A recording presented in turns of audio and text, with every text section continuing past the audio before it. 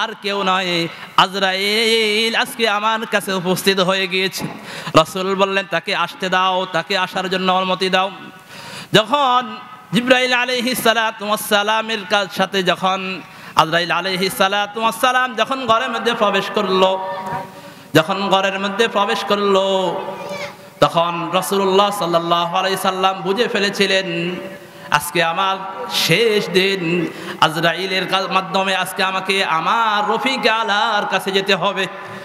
রাসূলুল্লাহ সাল্লাল্লাহু আলাইহি সাল্লাম বললেন, হে আজরাইল, আমি আমার রফিক আলার কাছে যেতে চাই, কিন্তু আমার একটি প্রশ্ন, যখন আমি দুনিয়া থেকে চলে যাব তখন আমার উম্মতের কি হবে?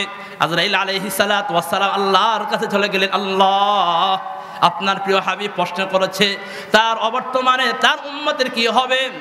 রাসূলুল্লাহ সাল্লাল্লাহু আলাইহি সাল্লামকে আজরাইল আলাইহিস সালাতু ওয়াস সালামের মাধ্যমে আল্লাহ জানিয়ে দিলেন, হে হাবিব, আমি আপনাকে এমন দাওয়া দিব, ওয়ালা সাউফা ইউতিকা রাব্বুকা ফাতারদা, আমি আপনাকে এমন দাওয়া দিব আপনি সন্তুষ্ট হয়ে যাবেন। রাসূলুল্লাহ সাল্লাল্লাহু আলাইহি সাল্লাম বললেন, আমি মুহাম্মদ আমার আখিরি নবীকে, আমার আখিরি উম্মতকে, আমার শেষ উম্মতকে জান্নাতে নেওয়া পর্যন্ত আমি মুহাম্মদ সন্তুষ্ট হব না।